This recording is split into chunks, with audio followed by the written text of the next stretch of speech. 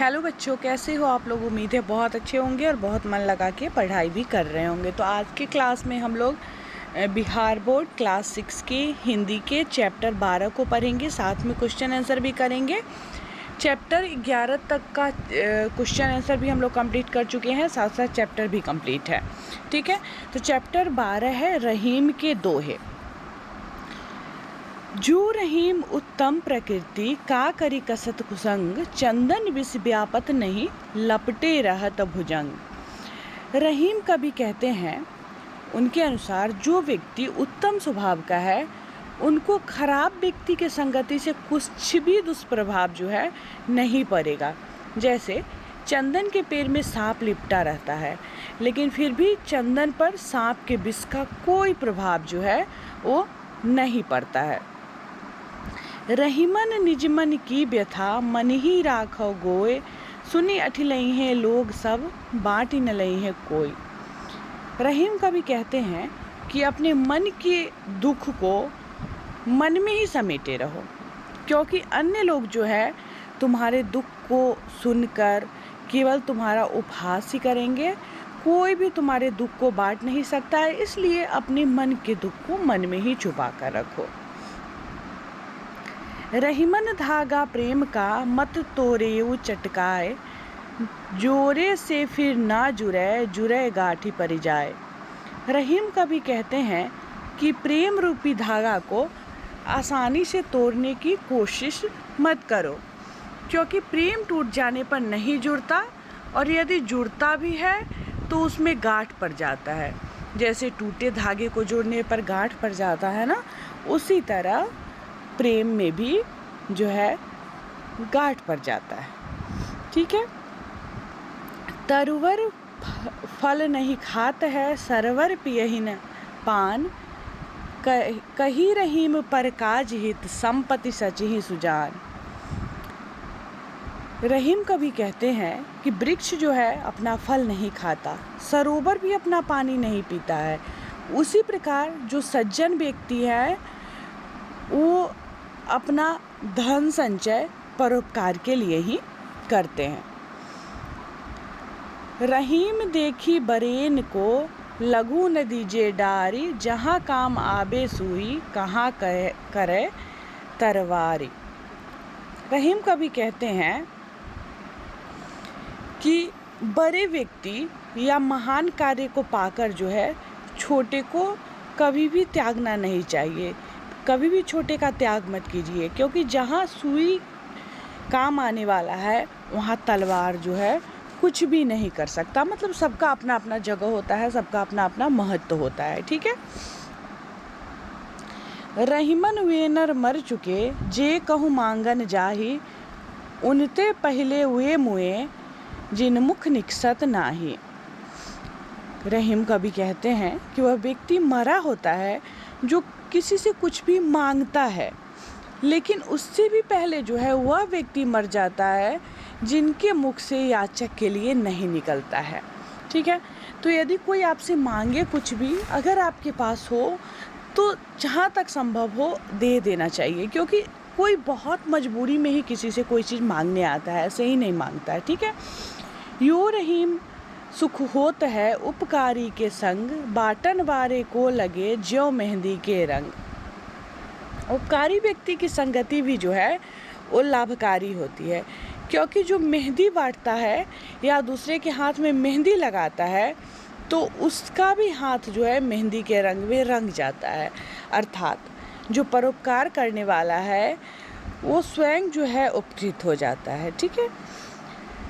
कारज धीरे होत है, काहे होत अधीर, समय पाई तरुवर फले, केतक सींचो नीर।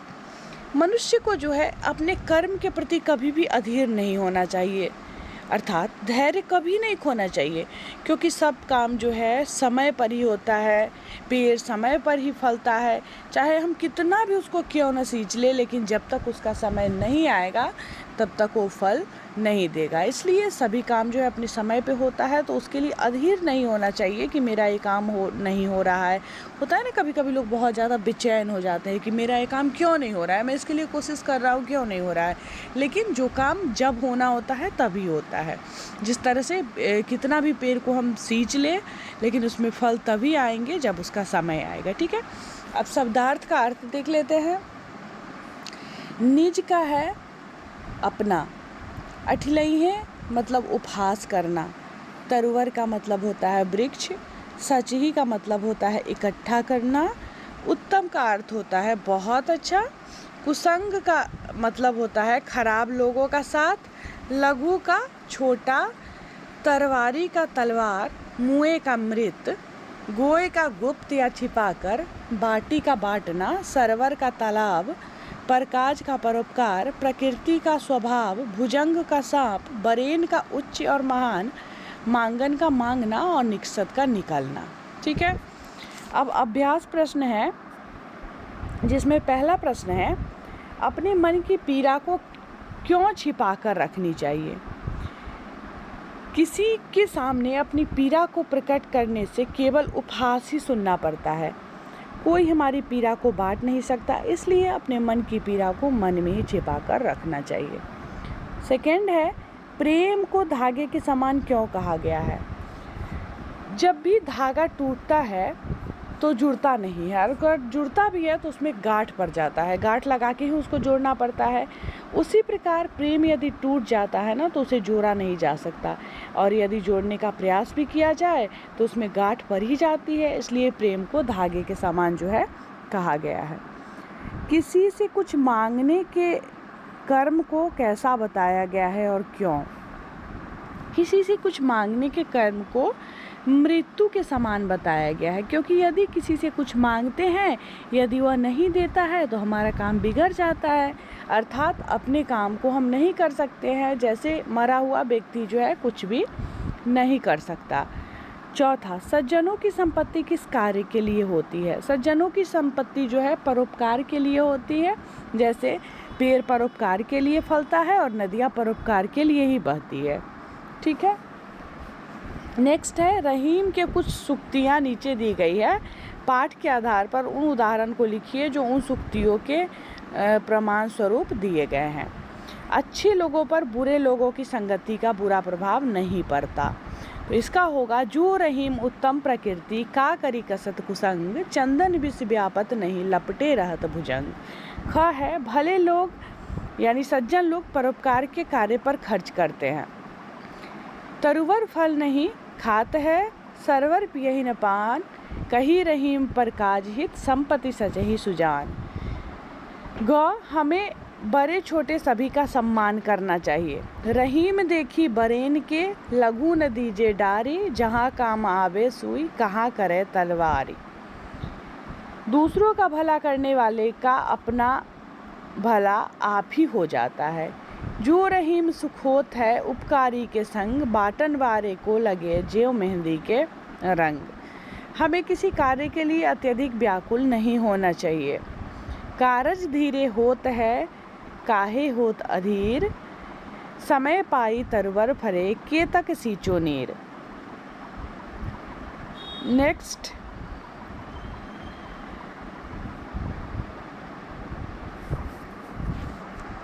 जहाँ काम आवे सुई, कहाँ करे तरवारी का भाव स्पष्ट कीजिए।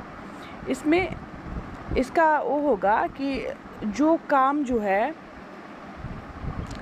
सुई का होता है जहाँ पे, तो उसको तलवार कितना भी बड़ा होता है तो भी तलवार उस कार्य को नहीं करता है। मतलब हर एक इंसान का या हर एक चीज़ का अपना एक अलग ही महत्व होता है। इसलिए हमें सबसे अच्छा संबंध बनाकर रखना चाहिए, चाहे वो छोटा हो बड़ा हो।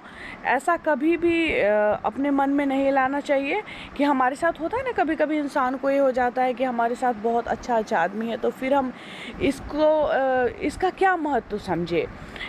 लेकिन महत्व तो सबका होता है, क्योंकि जहाँ पे जो है सुई जो कार्य कर सकता है वो कार्य तलवार जो है वो नहीं कर सकता है। इसीलिए कवि ने कहा है कि रहीम देखी बरेन को, लघु न दीजे डारी, जहाँ काम आबे सुई कहाँ करे तलवार।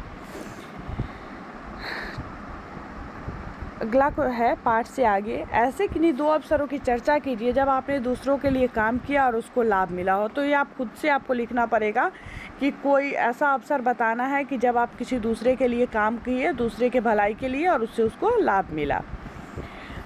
नेक्स्ट है, परोपकार से आप क्या समझते हैं? ऐसे कार्यों की सूची बनाइए जिन्हें आप परोपकार का कार्य समझते हैं।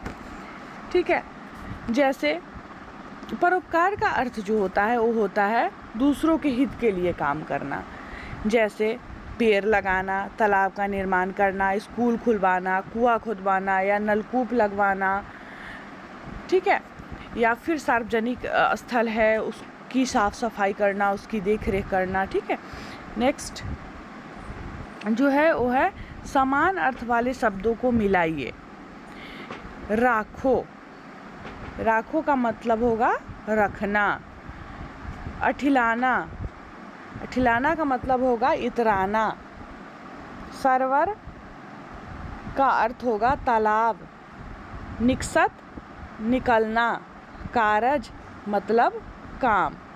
इसके बाद है 10 परोपकारी व्यक्तियों की सूची बनाइए, उनके द्वारा किए गए परोपकार के कार्यों को भी लिखिए। अब जो है आप अपने आसपास या अपने देश में, ठीक है, 10 परोपकारी व्यक्ति का सूची आपको बनाना है जिन्होंने जो है परोपकार का कार्य किया था। ठीक है, तो ये आप खुद भी इसको आसानी से लिख सकते हैं। आप अपने गांव के भी लोग को देख के लिख सकते हैं जो परोपकार का कार्य करते हैं, या फिर अपने देश में भी जो बड़े बड़े महापुरुष हुए जो परोपकार के लिए कार्य किए उनका भी सूची बना सकते हैं। तो कुछ काम आप लोग खुद से भी करिए, ये सब बहुत आसान है, आसानी से आप कर सकते हैं, इतना मुझे विश्वास है।